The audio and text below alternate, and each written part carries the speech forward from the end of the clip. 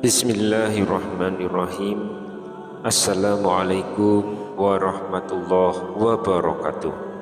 Syukur alhamdulillah kita masih dipertemukan kembali di channel ini.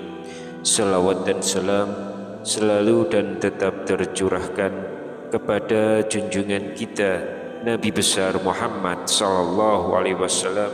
Allahumma sholli ala sayyidina Muhammad wa ala ali sayyidina Muhammad. Harapan dan doa saya semoga sahabatku semuanya selalu diberikan kesehatan, dilapangkan rezekinya, diampuni dosa-dosanya, dipanjangkan umurnya, dan semoga kita tidak mati kecuali mati dengan beriman dalam Islam. Dan sempatkanlah menuliskan sholawat di kolom komentar, insyaallah akan menjadi bukti cinta kita kepada Rasulullah Muhammad sallallahu alaihi wasallam. Semoga kita semua mendapatkan syafaat beliau di akhirat kelak. Amin ya rabbal alamin. Sahabat beriman yang dirahmati Allah, pernahkah kita bertanya mengapa para ulama zaman dulu sering begadang?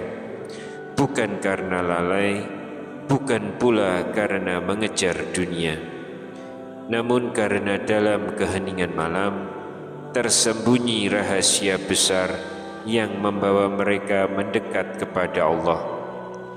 Malam hari bukan hanya waktu untuk melepas lelah, tetapi juga saat terbaik untuk bermunajat, memperdalam ilmu, dan merenungi makna kehidupan.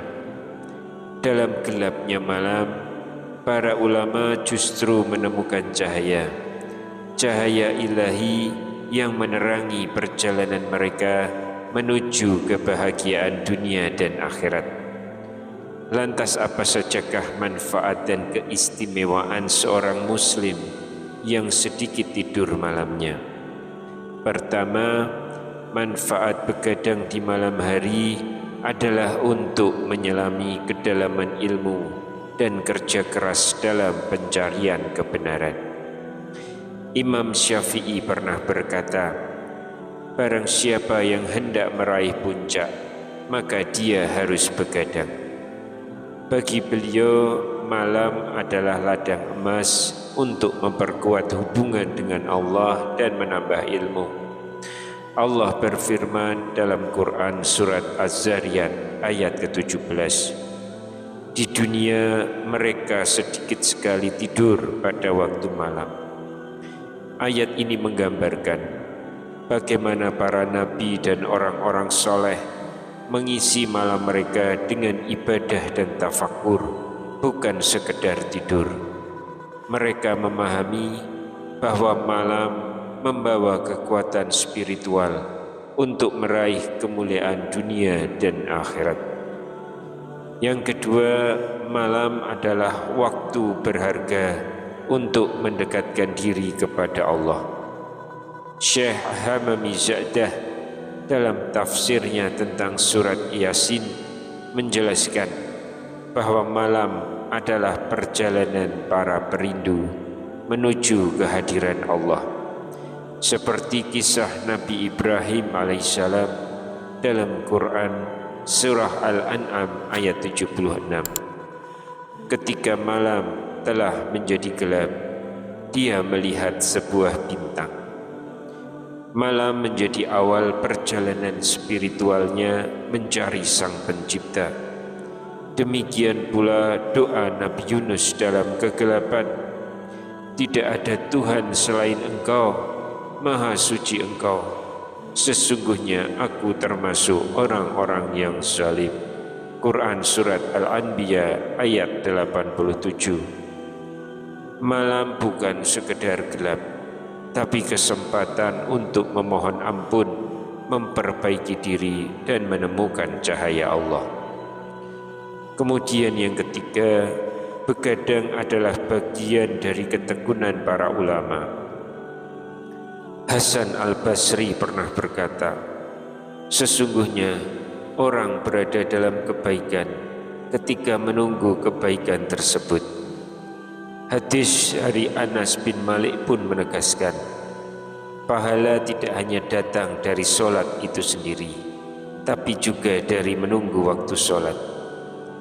Bagi para ulama, begadang bukan sekedar menahan kantuk, tapi waktu berharga untuk meningkatkan iman, ilmu, dan takwa. Yang keempat, banyak peristiwa agung dalam Islam terjadi di malam hari. Seperti saat Nabi Musa berkomunikasi dengan Allah di Bukit Tursina selama 40 malam, sebagaimana disebut dalam surat Al-A'raf ayat 142. Dan Isra Mi'raj Nabi Muhammad SAW, sebuah perjalanan suci yang terjadi di malam hari, diabadikan dalam Quran surat Al-Isra ayat yang pertama. Malam menjadi saksi dari momen-momen penting penuh keajaiban dan kedekatan dengan Allah. Yang kelima, begadang adalah sarana untuk memperbanyak doa dan zikir. Dalam hadis Sahih Muslim, Rasulullah bersabda, pada malam hari terdapat suatu waktu di mana tidak seorang muslim pun memohon sesuatu kepada Allah kecuali Allah akan memberikannya.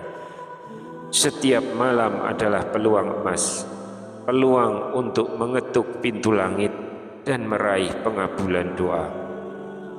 Dan yang keenam, dalam konteks jihad dan perjuangan, begadang bermakna pengorbanan, bukan hanya untuk diri sendiri, tapi untuk memperjuangkan nilai Islam lewat doa, zikir, dan usaha keras.